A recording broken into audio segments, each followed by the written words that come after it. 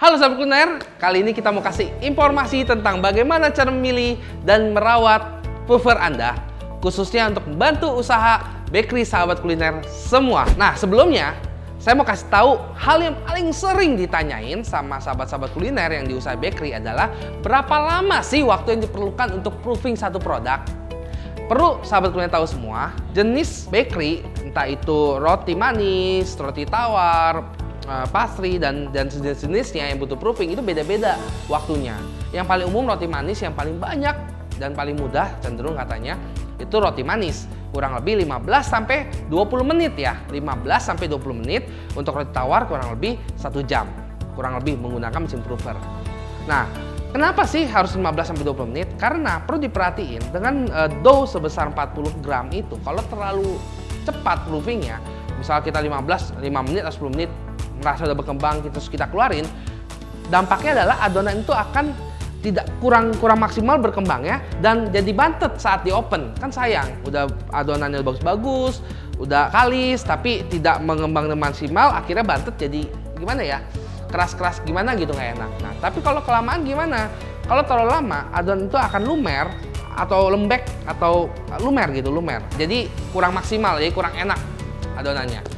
Seperti itu. Oke, langsung aja ke intinya. 3 hal yang harus Anda perhatikan untuk memilih proofer untuk usaha sahabat kuliner semua. Yang pertama, harganya. Nah, sahabat kuliner harus tahu, mesin proofer itu kan ada yang gas, yang listrik. Harga setiap unit itu beda-beda. Jangan terpaku sama harga mahal selalu bagus, belum tentu. Mahal belum tentu bagus, murah belum tentu jelek. Jadi, saran saya, belilah di tempat yang sahabat kuliner yakini bagus dan bergaranti pastinya. Pastinya ada after sales dan ada teknisinya dan khusus spare partnya. Itu yang pertama. Yang kedua, setelah harganya tahu, seperti saya bilang, yang kedua itu lebih ke jenisnya. Seperti contoh yang kita punya ini contoh yang bentuknya listrik. Dia menggunakan daya listrik, sedangkan yang kedua ini menggunakan daya gas. Nah, ini berbeda fungsinya sahabat kuliner. Kalau nanya saya, kelebihan di mana? Kalau menggunakan listrik, dia lebih simple karena semua pengaturan sudah otomatis. Dia bisa diatur berapa lama suhunya, berapa derajat suhunya, berapa besar humidity-nya, waktunya mau berapa lama, ini bisa diatur otomatis. Nah, sedangkan yang ini manual. Sahabat kuliner bisa lihat dia masih manual, masih menggunakan kompor biasa. Ya sama manual lah, seperti umumnya kalau sahabat kuliner yang simple pakai apa tuh yang suka bikin pakai lemari piring gitu kan. Seperti itu, ini yang ekonomisnya. Nah, untuk harga ini cenderung yang gas biasanya lebih murah dibandingin yang listrik. Ya contoh yang saya pegang ini yang gas lebih murah yang listrik. Salah satu halnya karena kalau yang listrik pakainya lebih ekonomis, lebih mudah. Dia ada temperatur kontrolnya, ada humidity kontrolnya. Sedangkan yang manual ini full manual, jadi sangat ekonomis. Seperti itu. Jenis ini ada macam-macam. Ada yang bentuknya 5 tray, ada bentuknya yang 15 tray, 16 tray, atau 32 tray, atau 30 tray, ada 2 pintu. Itu semua secara fungsi sama aja sama kuliner ya. Dan saat dipakai, pastikan suhu sudah tercapai dulu seperti yang kita minta. Kalau yang ini ya, maupun yang ini, kalau ini kan kira-kira. Kalau ini udah sesuai kebutuhan, baru masukkan produknya, itu lebih maksimal. Jangan baru nyala langsung masukin produk. Nah, saya akan kasih tau tips berapa suhu yang tepat nanti ya di belakang, terus saya tonton. Yang ketiga itu adalah tampungan air di bawah. Kenapa yang diperhatiin? Karena sahabat kuliner tahu ada mesin-mesin proofer yang tampungan airnya ada pelampungnya. Jadi dia otomatis. Jadi biasanya harga lebih mahal ya. Pelampungnya saat dia isinya penuh, pelampungnya airnya akan mati otomatis. Kalau misalnya lagi kosong, air akan terisi otomatis. Kalau yang di depan saya ini, yang saya punya ini tidak, ini manual. Ini manual, dia benar-benar kosong. Jadi sahabat kuliner perhatiin, itu nggak boleh sampai kosong, nggak boleh kering. Jadi cari yang kapasitasnya agak gede ya sahabat kuliner. Kalau terlalu kecil nanti repot Anda semua. Itu 3 hal yang perlu Anda perhatiin sebelum membeli proofer Anda. Selanjutnya kita akan lanjut ke bagaimana cara merawat proofer ini. Mau tahu itu gimana cara rawatnya? Jangan kemana-mana, terus tonton di sini. Dan dia kalau lama-lama nanti segitu Anda nggak bersihin, dia bisa berjamur. Tahu dong nggak pakai berjamur?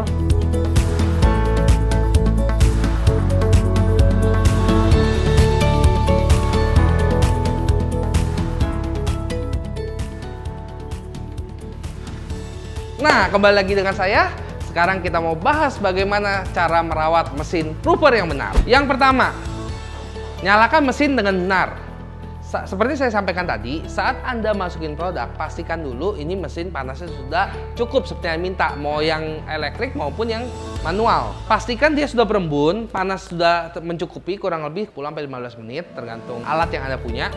Setelah sudah berembun, sudah cukup panasnya, baru Anda masukkan produk. Kalau enggak, kalau Anda kecepatan sebelum capai, itu akan membuat adonan Anda bantet juga. Makanya harus perhatiin. Itu tahap pertama, biarkan dulu sampai dia panas, berembun, baru masukin. Yang kedua, pastikan prover Anda, mau yang gas maupun listrik, itu airnya terisi ya sahabat kuliner.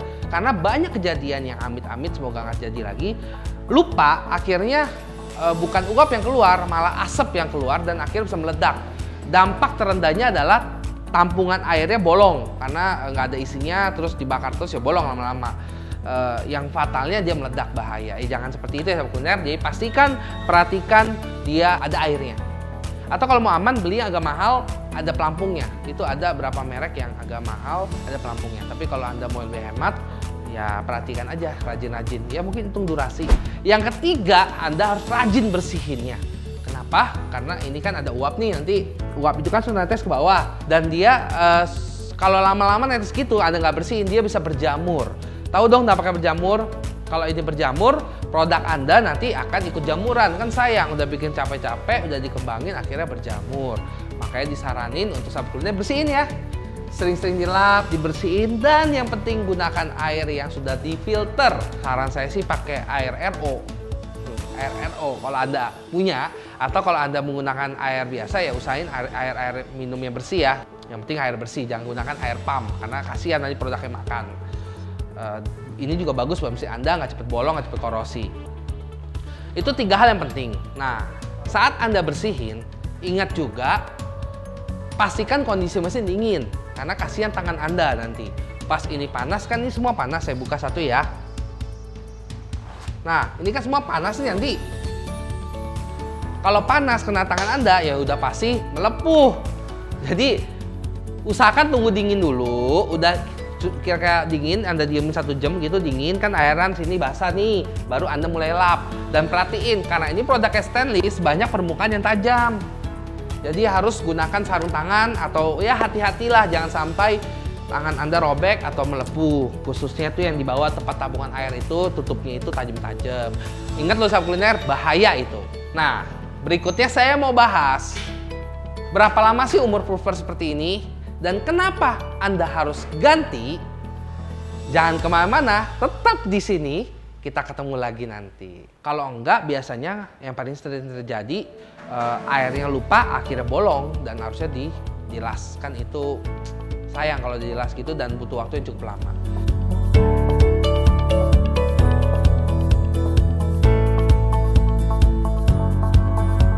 Sep, lagi ngapain nih? Lagi buat butter cream, Pak. Oh, kenapa boleh diangkat-angkat? Nggak kena permukaannya soalnya. Oh, kurang turun ya? Kurang turun ya. Ini yang salah butternya atau mixernya? Mixer sih kurang turun. Kurang bawah ya? Oh, mungkin butternya kurang banyak juga nih, Chef. Iya. Lagi bikin apa, Chef, sekarang? Kita buat roti manis. Roti manis. Nah, itu tadi sedikit kita diskusi sama Chef dari Lion's Kitchen, Chef handal dari Lion's Kitchen. Kalau sahabat kuliner mau tahu tentang menu-menu baru, kapan kelas-kelas baking, Anda bisa kepoin Instagram lions.kitchen. Di situ banyak resep-resep. Anda bisa request resep, bahkan ada jadwal kelas demo yang gratis sampai berbayar maupun kelas hands-on buat yang lebih intensif. Nah, kembali lagi, terakhir topiknya adalah kenapa Anda harus membeli prover dan kapan harus diganti. Sebelum itu, ada yang saya lupa. Tadi kan saya mau kasih tips buat sahabat kuliner semua ya. Berapa sih suhu yang benar untuk proofing ini umumnya ya? Kita nanya chefnya langsung. Chef Cecep, berapa suhu yang benar untuk prover biasanya? Kurang lebih suhunya 35-40. Humidity atau kelembapannya 60-70 ya, Chef. Nah, kurang lebih. Untuk roti manis 15 sampai 20 menit ya, Chef. Nah, proses proofingnya 15 sampai 20 menit. Sedangkan kalau roti tawar yang roti bantal itu lebih lama, mungkin butuh waktu 1 jam. Nah, itu dia salah satu alasan kenapa Anda harus pakai alat ini. Alat proofing ini. Alat proofing ini membantu Anda sahabat kuliner, apalagi dengan persaingan yang banyak, Anda butuh satu pembeda, yaitu Anda cepat dalam produksi. Makanya Anda butuh alat ini. Kalau Anda manual, kan butuh waktu lama. Kalau manual itu untuk proofing bisa menghemat 2-3 kali lipat waktunya. Jadi kalau misalnya manual mungkin 1 jam atau setengah jam, kalau pakai ini mungkin 15-20 menit. Let's say mungkin kalau agak gede setengah jam, tapi jauh lebih hemat buat Anda. Benar kan? Itu pertama kenapa Anda butuh dan kapan mesin ganti. Sebenarnya selama perawatan Anda benar, puji syukur harusnya hampir jarang Anda harus ganti. Kalau perawatnya benar seperti tips yang saya kasih tahu di awal. Kalau enggak, biasanya yang paling sering terjadi airnya lupa, akhirnya bolong dan harusnya dilas. Kan itu sayang kalau dilas gitu dan butuh waktu yang cukup lama. Memang bikin roti sih gampang sahabat kuliner, tapi tolong diperhatikan alat-alatnya karena itu sangat membantu untuk perkembangan usaha Anda. Nah, sekian dari saya. Semoga tips ini bisa membantu usaha dan membuat usaha sahabat kuliner lebih maju dan berkembang. Saya rekomendasikan Anda salah satu tempat terbaik yang menyediakan alat ini dengan servis dan after sales yang bagus buat Anda di link bawah ini. Nah, di situ Anda bisa beli, bisa cari dan dapatkan harga penawaran terbaik dari mereka. Sampai di sini aja video kali ini. Tonton terus Kuliner TV untuk mendapatkan info terbaik dan terupdate tentang bisnis food and beverage untuk membantu Anda semua. Like video ini kalau Anda suka, share video ini untuk membantu sahabat-sahabat, teman-teman di sekitar Anda, dan komen video ini bila Anda ada pertanyaan atau saran untuk kita semua. Semoga video ini berinspirasi untuk membuat Indonesia lebih baik lagi. Sukses luar biasa!